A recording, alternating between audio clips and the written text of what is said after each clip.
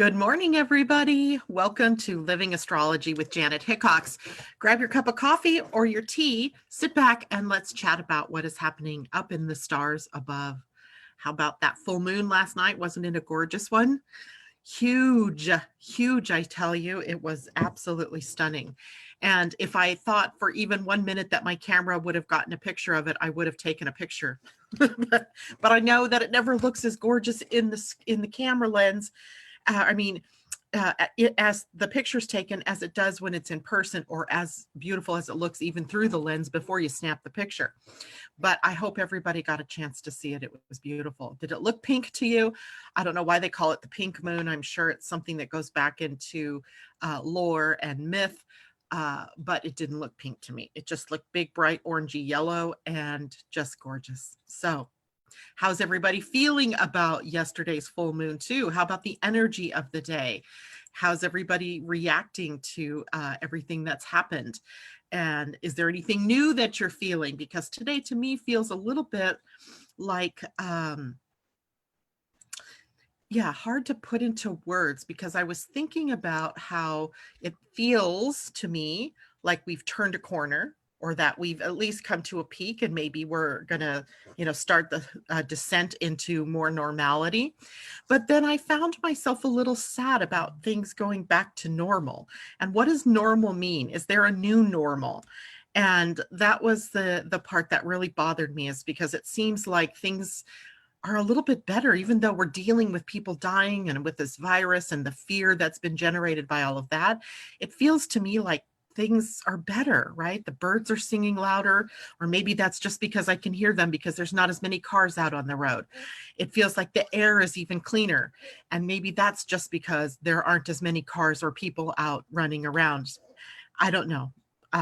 But it almost feels a little bit sad to me to think about going back to normal. Now, it's not that I don't want people to have their jobs back and things like that, but I think one of the lessons that we've learned here, if we look back at this, if we can pretend we're, months from now and we're looking back over this time, is that how much more precious the earth is, how much more precious our time together is. And if we can take those lessons and move those forward, then we can create a new world. But if everybody just assumes that it's okay, we're done, we're going back to our normal self, and we're just going to hustle and bustle and forget that there was ever this kind of that's the sad part of having gone through this experience at all, is that we didn't learn anything. And what we learned, maybe we're not applying, and we just go back to beating up the earth, beating up each other, etc. So that was my wistful feeling that I was having this morning as I was preparing the day and looking at the transits of the day. So let's see. I'm going to say really quickly, good morning to everybody. Debbie Hedden, good morning. Deb Johnson, good morning. Jan Landry, good morning. Monique Alexander, good morning. Great to see you all. Debbie Hedden says, I totally agree with everything you're feeling. The moon was amazing. It was so, so beautiful. Amy says, good morning. Just want to say I'm so grateful for you, Janet. Thank you. And all the community here every morning, sending love to all. And of course, we are here to support one another. We can talk about the astrology. What do the planets look like? What are they going to, bring to us today? That kind of thing. They started void, of course, at 5:50 a.m. my time. So 8:50 a.m. for those of you on the East Coast. If you do, certainly you can do that. I'm not going to tell you don't do it. I'm just going to say, if you want it to have some teeth, check up on your intuition, if you will, or just do an inner world checkout of what's going on, what's in your thought processes, planets that are in the later degrees of Capricorn.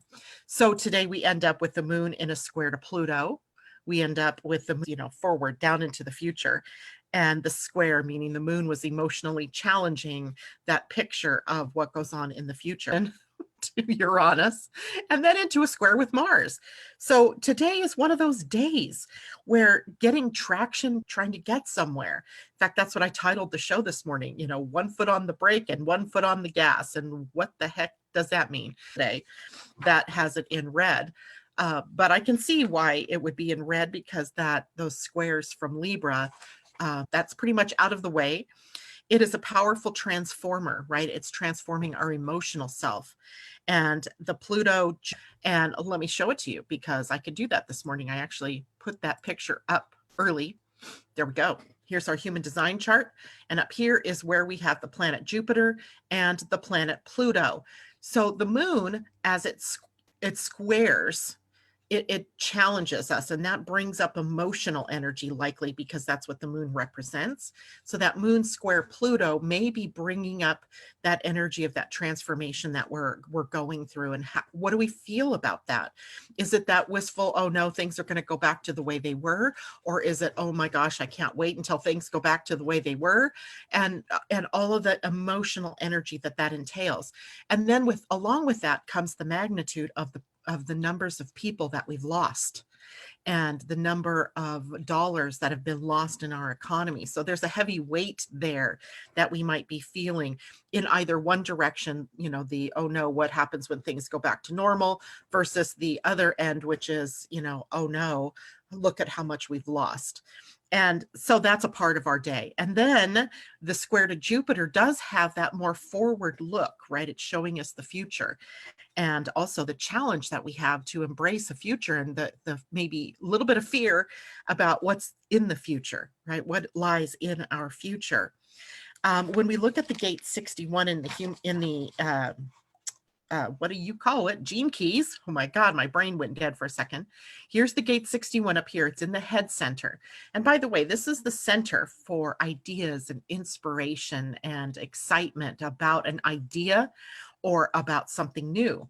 So the gate 61 here greets all of that with awe and wonder, but also asks the question, why? So there's a lot of questioning that goes on with planets that sit at the gate 61. In its gift, it is the energy of inspiration, being in spirit, right? Inspiration. In the highest expression is the gate of sanctity. In its lowest expression, of course, we already know it's psychosis, craziness, right? Trying to do the same things, trying to do new things. Doing things the same way and expecting a new result, sort of that insanity and psychosis kind of energy. So we have two planets sitting there, and they're being triggered up today because of the moon. So we have that goes on as the moon moves through the void. It comes out into the sign of Scorpio. And of course, we know Scorpio is an energy that's pretty powerful in and of itself. And we're going to talk about Scorpio energy with the moon in just a moment. But I want to continue our conversation about the transits that will be triggered today. And then first transit triggered after the moon moves out of the void is a square to the planet Saturn, which is still sitting at about 1 degree of Aquarius. So hold on, I got to think about this. That square's actually going to happen before the move. Interesting. And then we have, so at the square to Saturn, duty and responsibility and all those things that are important for us to, the structure, the form, the boundaries, the limits that we're dealing with in order to build something new. What do you have to have? Structure and form. And there is a powerful energy then in the human design where Saturn is, the gate 60, which is right down here at the bottom. It sits on the root center. So by the way, the gate 61 up in the head is a pressure center. Remember the pressure pushing down on us to get something done. And then the pressure here in the head is about asking questions, proving that things are right or wrong, and asking how, trying to, getting caught up in all of those questions. The pressure at this end where Saturn is the pressure to do. And the pressure to do here is at the gate 60, which is a gate of change. It's the gate of mutation. In the gene keys, it's the gate of limitation in the shadow. In the gift, it's the gate of justice, right? Justice. Certainly we need a dose of that coming on into the world. And as the day moves on with the moon further into the sign of Scorpio, we end up with a opposition to the planet Uranus. Now, Uranus has been sitting at the gate 27, and the 27 sits in the sacral center, and it moves over toward the spleen. It is the gate that we think of as nurturing and feeding and clothing and taking care of the children, raising up a family. But it's all the structure and the day-to-day things that support growing your tribe. So making sure they're clothed, making sure they're fed, making sure they're educated, they know the rules, the laws of the land or of the tribe. So the gate 27 is very much mothering energy. It's very much nurturing and taking care of both the young and at the other end, the elderly, and making sure that everybody in between has all the tools that they need to build a life. So 27 is very powerful, very important in human design. With an opposition of the moon to Uranus, we may be feeling more profoundly like we need to really support those people, right? That we need to, that, or a wistfulness that we haven't really much supported those people, that somehow their safety net got, holes in it and we didn't repair it. Now, the young seem to be doing pretty well, except when you look at education, we can see a huge failing, I think, right now in the difference between us as an industrialized nation, where a good percentage of children do not have access to the internet, do not have a laptop or a computer at home through which they can access the internet or their school lessons. And also the need for teachers to be able to teach online, to be able to, take their curriculum and apply it in a new way. That's a glaring hole. And should something like this ever happen again, we would want to make sure that that's something that we immediately can take care of. They did a really good job, by the way, of making sure that kids had food, if the, for the kids that depended upon lunches through the school, etc. But what they didn't count on was an extended period of time where the kids were out of school, and how do we teach them? Right. So they're working with it. It's not like they're doing a bad job. It's just that, I think all of us kind of got caught a little bit with our pants down, if you will, because we weren't quite prepared for this kind of thing. So we have that happening. Then later in the day, the very last thing is the square to Mars. And a square to Mars means that we have that's the gas pedal energy, right? Excuse me. The square to Saturn was more of the foot on the brake, plus the void was the foot on the brake.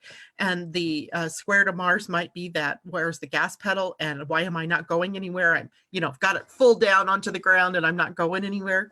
So that energy can make for some frustration and some inner conflict, as we can't seem to gain traction to go anywhere. And even if I could, I can't go anywhere. Where would I go? What would I do? So it's an interesting day where we might feel a lot of the stress and the strain of these planets that are dancing around in the universe. Okay, then let's take a closer look at the moon in Scorpio. First, I want to go back here, take a check on everybody. Good morning, Asa. She's sending love to everyone. Good morning, Sue. She says, so much energy coming in. Everybody, I think, is feeling it. Colleen, pink moon is because it's spring and flowers are blooming. Awesome. Thanks, Colleen. And Elisa, good morning to you. And Monique Alexander says, I'm here. I see you. Well, I don't see you. I wish I could see all your bright, shiny faces. We could, if we all decided to join in on Zoom, we could make this a meeting in the morning and we could all be together in the Zoom link. If anybody's ever interested in doing that face to face, tell me and I will send that link out and you guys could join that way. We just won't see each other on Facebook like we do right here, but we still have to chat in Zoom. So it would be kind of fun to do that. All right, so let's go back and talk now about what the moon in Scorpio, what can we expect when the moon transitions over to that sign out of Libra and into Scorpio? And I think a lot of you might think, whew, right, we've dodged the Libra energy from to the square to the planets in Capricorn, but that's short-lived when you realize that the two rulers of Scorpio, Pluto and Mars, are still highly activated in the chart and are bringing us, this energy of change. So we consequently see with the moon moving into Scorpio, the possibility of more power struggles pulling up. I don't even know how I got onto this, but yesterday just noticed this power struggle going on between the inspector generals in this country and the president.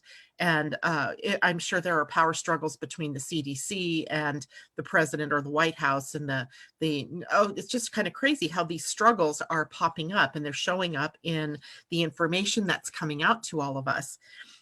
Then that's specific here to the United States, but some of you in other countries may be feeling sort of the same thing, where power struggles are coming up and how to handle these very powerful changes and transformations that are upon us. Now, this is also a time where we may be picking up information that's been hidden from us, where we may be intuiting that there's something more here, that there's something that's been, there's a secret, or there is information that's being withheld, and we may be tapping into that more and more as the days go by here, the next 3 days anyway, while the moon is in Scorpio. We also are triggering our, this transit triggers our own personal ambition. It is a call to gain more power and authority personally, right? So this isn't about creating a power struggle for you, but if you personally find yourself in a power struggle, or someone else in a power struggle with you, the only way to really call up your own power is to gain your own authority and not engage in the struggle between you and another person, right? You have your own authority and your own power without having to try to bring down someone else or take out someone else. That kind of energy is just not necessary. But unfortunately, with Scorpio, a Scorpio moon, that may be what we find. This is where you hold your own, right? This is the energy of being emotionally intelligent, using your emotions correctly, personal emotional strength, perseverance, and endurance in the face of obstacles and challenges. That Scorpio energy is very good for that, right? Plus, there's the passion for your ideas, for your goals, for what you love, and expressing that through your creativity, through your emotional responses to things.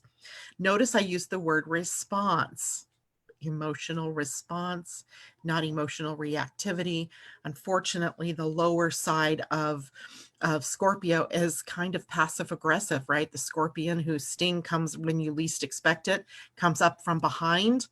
And even in the wild, a scorpion would rather sting itself to death than to be caught by a predator. Interesting kind of motif going through Scorpio, even for us as people, rather than to yield or to give in or to really be the power behind something. We give up on ourselves, or we blame, shame, guilt other people. That's also a part of some of this Scorpio energy. But we can choose to change, right? Pluto is one of the co-rulers, and Pluto is about transformation and change, transmutation even.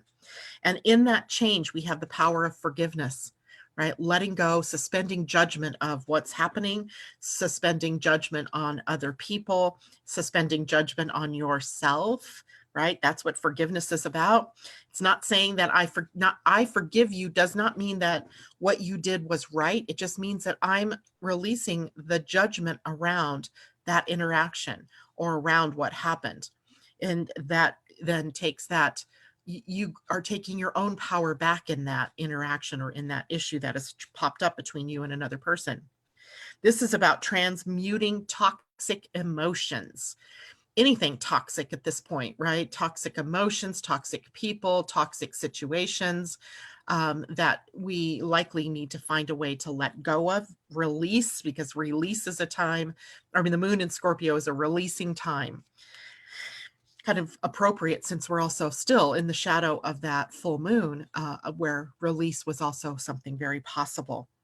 This is also an energy of merging, release, and also merging, where we have the focus on sex. We have a focus on how we are entangled through our minds, through psychic connections, that entanglement, how we get entangled with one another, and how we need to change that entanglement to one of maybe cooperation and, working together. We have a few things to watch out for when the moon is in Scorpio, besides some of the things we talked about, because some of the most negative expressions of the abuse of power is in revenge, is in resentment, is in blind rage, is in jealousy and paranoia. So we see that often in our news stories and in our world, right? So those are the more negative things that we want to release while the moon is in Scorpio. Never mind the very powerful emotional damage that can be done when we engage in those energies, right? So taking care there. All righty, let me go back, see if there are any questions. Anybody have anything else that they want to talk about? don't see anything here. Very good. So let's move on to something else. I wanted to make sure, the other day I read to you the wisdom story. Oops, where did my cards go? Here we go. Right, I read to you the Wisdom Keeper's Inner Guidebook, where the South Node was at the gate 10.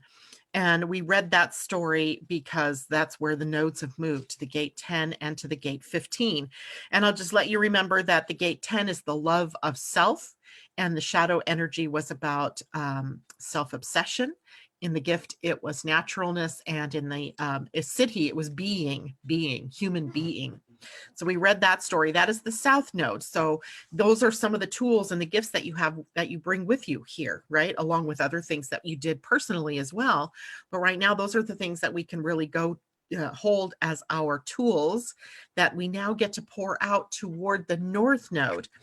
And so I felt like we've been kind of hanging here without knowing where's the North Node going, right? So today I wanted to read the magnetism. Here's our North Node, gate 15, the love of humanity in human design. And isn't she a beauty, right? She's got some beautiful little symbols going on in her little face.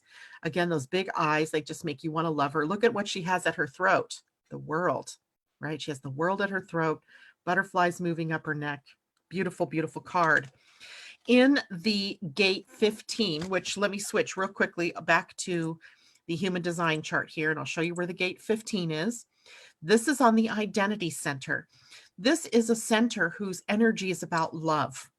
It's not just about identity, right? This is the seat of the soul, and the soul knows love. And the gate 10 is the love of self, where the gate 15 is the love of humanity.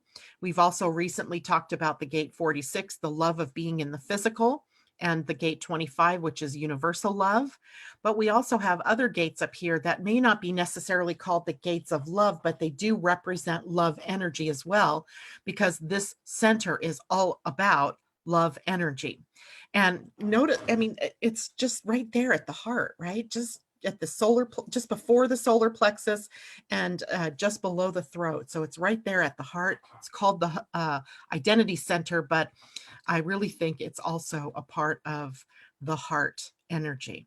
So when we look at 15, then what we see is it is the shadow of dullness and the gift of magnetism. And the siddhi is fluorescence. Fluorescence, what a wonderful word. So let's read the story here and see what it means for us. All right, so the wisdom story is, well, first of all, the title, one of the great challenges for modern humanity is to learn how to slow down. Maybe that's one of the things I was feeling this morning too, is that life right now has a slower pace. And isn't it kind of nice not to have to, be so, tense that you have to be someplace on time? I mean, I really have enjoyed that. Other than being here at 8 o'clock in the morning, the rest of my day seems pretty free. Here's the wisdom story. We'd been living in that same small town forever. Maybe it was the muggy days or my hopping hormones, as Mom liked to say, but one summer, everything about that place rubbed me the wrong way. It wasn't that there was something horrible going on. It was that nothing was going on. I thought I'd die from the dullness. Either that or strangle my sister for constantly trying to distract herself from the undeniable emptiness of our lives. My mom complained about my attitude. Maybe my sister couldn't stick with anyone or anything for more than 5 blinks at a time, and maybe her behavior was extreme. This is called the gate of extremes alternatively as well, guys. But at least she was trying. Me? I didn't care. I couldn't see the point of caring much about anything or anyone. My life was going nowhere. But then I found myself looking at my dog, Nilly. There she was, lounging on the porch with her tongue hanging out, happy as a canine clam. At first, I was green with envy. How on earth did she do that? Just sit there, all relaxed, not needing to change a thing, and looking so annoyingly cute on top of that. Next thing I knew, I was lying down next to her, listening to the soft rise and fall of her furry belly, staring up at the sky, doing nothing for hours.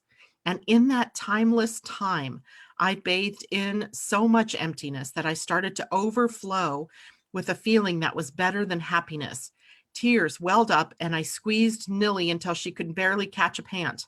Since then, Mom says I'm giving off a glow. Even my sister is slowing down enough to hang out with me, even when there's nothing at all to do. My gift to you.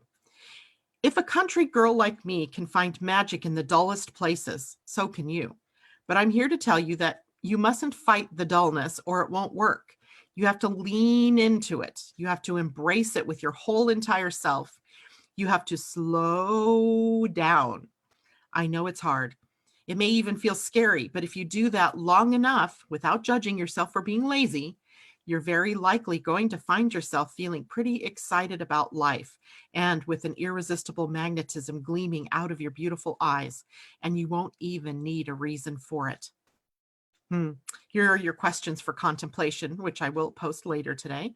Do you try to escape dullness and feelings of emptiness through a flurry of activity that doesn't truly feed you? Or do you collapse into it through depression or resignation? What quality would you like to emanate from within? Do an experiment where you embrace dullness completely. Go for it. See what happens. Go lay on the porch with your dog or cat. Spend time with a completely relaxed animal. Learn from them. Think of someone you know who has deep personal magnetism. How can their modeling help you to allow your own inner essence to shine? Lovely. I think we have a lot to learn here in this gate. The gate 15, magnetism. Also, before I go on from that, I think because we have just today and tomorrow before the sun and earth change signs again, or change gates, I mean, let's look at the gate of shock, the gate of initiation. And here is our little guide for that. It is the initiation. It is 51, which is awakening, shock and awe. The gate, or the starting of your very deeply held spiritual journey. And look at, he's got the Om symbol there between his eyes or on his bridge of his nose. What's on his forehead? The all-seeing eye and a lotus flower. Lovely. Okay, so we're going to read this one too. So this is where the sun is right now at the gate 51. And the 51, a tricky gate. It's one of the trickiest of trickies. And, and it can be a scary gate, even though it's not necessarily on a fear place, but it has the essence of waking us up, of, giving that shake up or that shock that causes you to move toward love, right? Universal love is the place you're meant to move toward. This is also an important gate for us to understand, as later in the year, Mars will be sitting at this gate for an extended period of time during his retrograde, and that could be driving all kinds of interesting things to happen out there in the world. Okay, so creative initiative is the path of every human spirit. Every one of us must at some point in life leave the crowd and head off into the uncharted wilderness of our hearts. The gift is initiative, the shadow is agitation, and the siddhi is awakening. Here's the story. When I was just a toddler, several monks appeared at our door.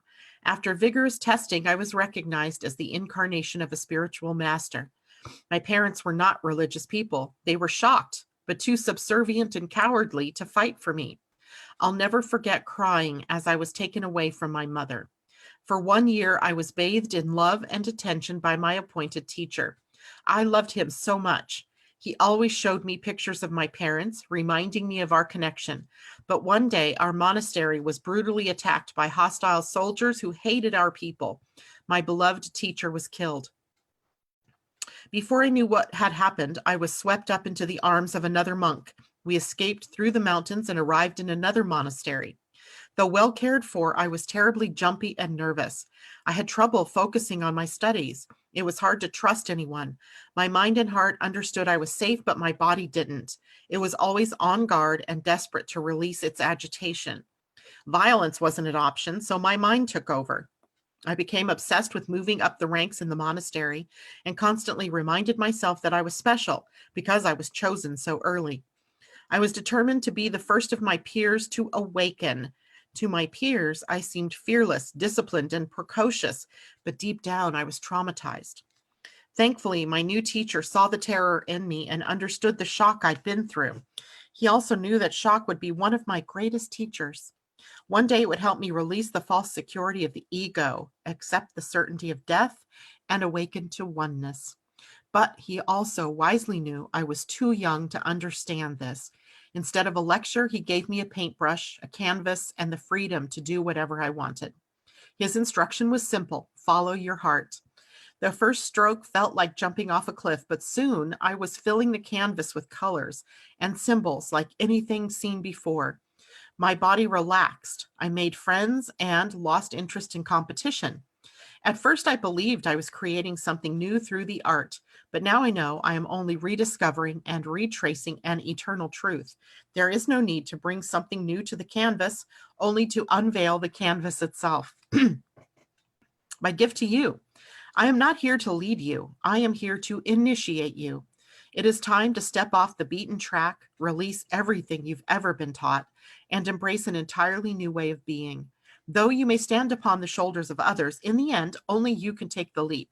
There is no safety net, no way to avoid fear. If you want to transcend fear, move through it. Honor your creative impulses wherever they take you.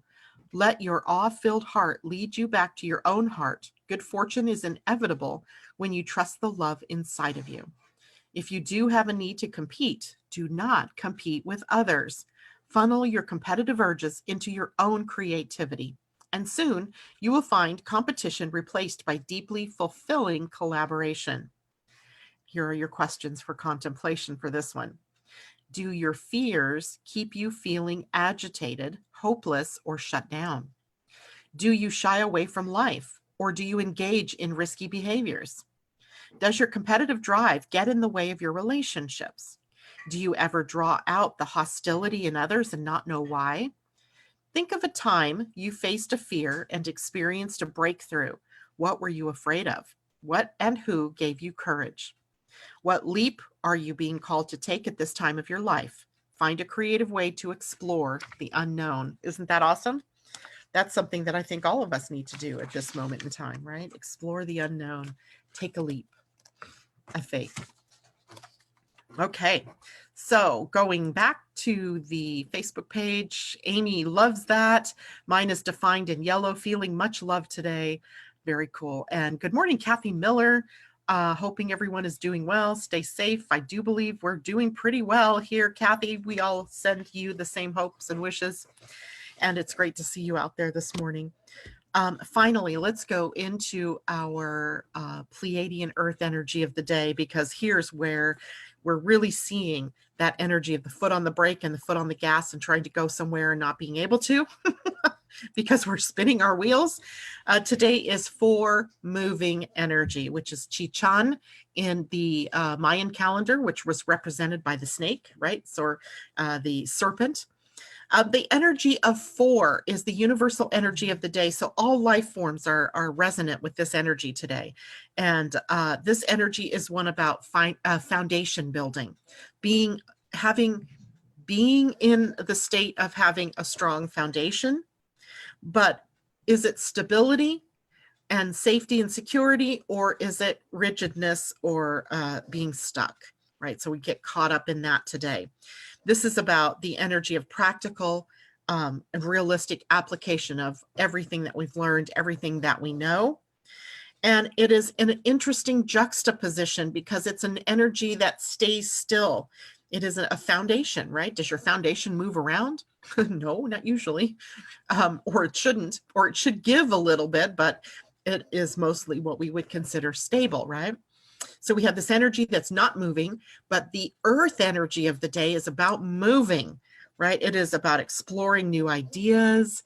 It is about integrating differences that we might note between one another in positive ways.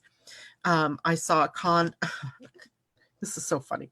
I saw a comment by somebody to a picture I posted over the weekend. It was the Time magazine cover of from 2017 that showed that already, and this is 3 years ago, that we knew we wouldn't be ready if ever a pandemic struck the US. And so I posted that, and someone made this snarky comment, and I almost just wrote, "You're such a moron." I refrained. I did not need to go here, right? I needed to be able to look at from his point of view. What was he seeing that I wasn't? That is the energy of the day today, right? I literally almost did that just before we went on air this morning.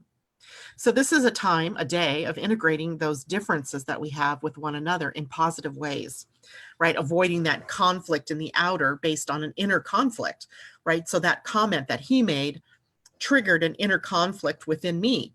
And that then comes to the surface. And then we have a choice. Do we, spout out? Do we, be snarky back, or do we do something, in reaction to that energy, or do we just let it come to the surface and see what its meaning is, right? To look at that we have the very powerful inner power of choice, right? In every moment, we can choose what we say, what we do, what we don't do, what we don't say, how we say what we say, how we don't do what we don't do, et cetera, et cetera. You get my drift, right? So those inner conflicts on a day like today all come up to the surface, and then it becomes an opportunity for you to choose what you do with that. What do you do? How do you handle it? So today is a day about spiritual integrity, right? Walking your talk and talking your walk, in bringing that very powerfully and fully into our 3D reality. And it shows us where we might be out of alignment. Heart and mind aren't in alignment. So, or are not in coherence, right? That's another word we could use. So today is a day about bringing heart and mind into coherence, into an alignment, and being able to choose what you say, what you do when an opportunity arises, right? When that inner conflict comes up to the surface. And I think that's also interesting in light of Scorpio being where the moon is moving into later today, as that shows us, right, the possibility of the stinger, the passive aggression, right, that comes out. And instead, we need to move up to that level of at least the eagle, if not the phoenix, where we can transform all of that into very positive energies. So that's our day. Hopefully everybody gets that. And any questions this morning? Anybody have anything going on that they want to throw out to the group? Because that's literally it for me today. It's kind of nice to have a day that's not quite so crazy. Tomorrow's even less crazy, which I think is good. Tomorrow is a full day of the moon in Scorpio, no void to deal with, only one transit to deal with. Literally, it is a very nice day tomorrow, although we may still be, hanging over a little bit with the energies from today. But I think for the most part, it will be a pretty cool day tomorrow. Okay, well, I don't see any new comments coming up or any questions. I want to take a moment. That's what I wanted to do this morning. There was something else I wanted to do that had nothing to do with really astrology. But as we are in preparation for me to start taking my show live on Facebook, no, I'm on Facebook, live on YouTube, I wanted to show you where my channel was. And I can do that through, hold on here, I'm going to have to do this in a very weird way. I meant to do this morning before I came online. And I did not. Eek. But I want to show you my actual YouTube channel, because somehow I managed to get two channels, because I'm a Gemini. I have to have two of everything. And I don't know how to get rid of the wrong one. So I'm making sure that you see the right one. So hold on while I share my screen for all of you. All right. So what you should be seeing is Living Astrology with Janet Hickox. This is my YouTube channel. If you do not see this banner, you are on the wrong channel. You are on my old one. And this is how you guys can help me. I know you guys are such wonderful people that you can help me. First of all, for those of you who watch the YouTube channel already, like Tom, I know you go to YouTube to watch the videos every day. Please stay through as long as you can in the video, because what I need in order to make this YouTube channel successful is a certain number of hours of watch time, 4,000 to be exact, and I'm at like 1,700. And I need subscribers. I have to have 1,000 subscribers, and I do believe I only have like 274 right here, right? So I need you to come to my YouTube page.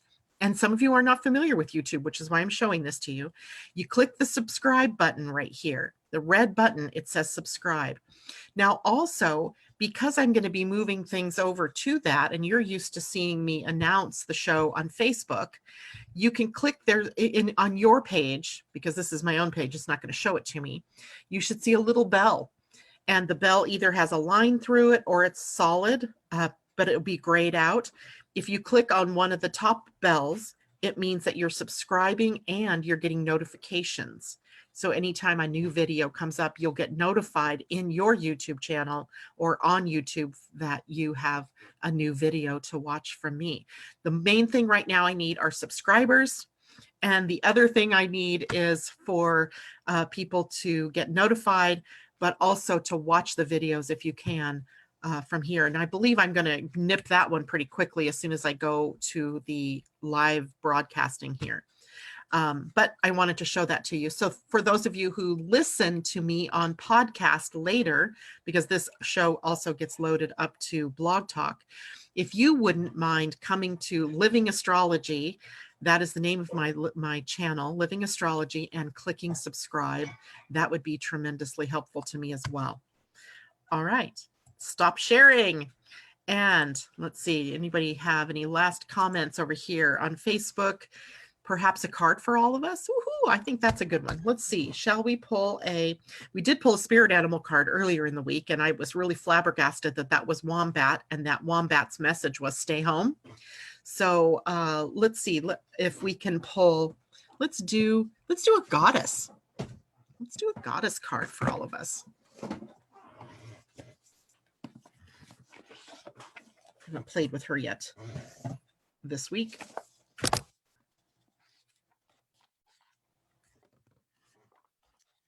Okay, so this will be for us as a collective.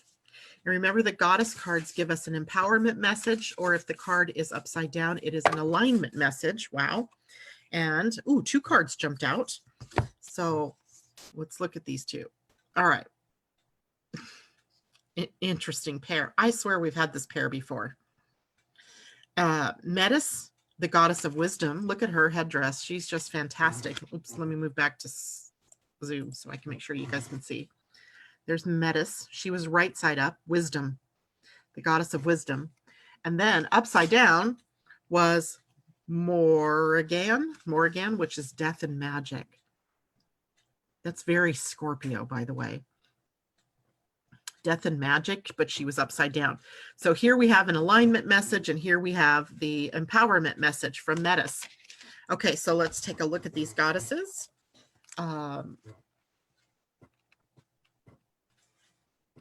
Okay, so wrong one, Metis, there we go. So the empowerment message from Metis, which is the goddess of wisdom. Experience woven together with knowledge creates a beautiful thing, wisdom. Its parts are entwined like a finely made rope that is so strong it can't be cut. Wisdom, once earned, becomes an essential part of you. Right now, the Greek goddess of wisdom, Metis, says you know exactly what to do in your current circumstances. The real question is, do you have the courage and the commitment to make a wise choice? Your answer is to not hide. You are being invited to look within rather than without. Take the wisdom you already have and apply it to your question. Perhaps, however, you must instead draw forth the humility to find someone wiser to weigh in. In this powerful time, others may seek you out for your wisdom. This is also an auspicious period when new relationships are founded on deep truths shared with others. You are entering a potent period of your life to share all that you are and all that you have learned. Extraordinary things are possible when the goddess Metis reminds you of your wisdom and the need to express it. Woohoo! We like that. Okay, so Morrigan is the energy of death and magic, and she was upside down, so we have an alignment message with this one. Magic is everywhere and in all aspects of life, including death, dying, decay, and what is dark and hidden deep within our very natures. Yet in our modern culture, we spend so much time in denial, concocting ways to avoid death, refusing to allow nature to be true.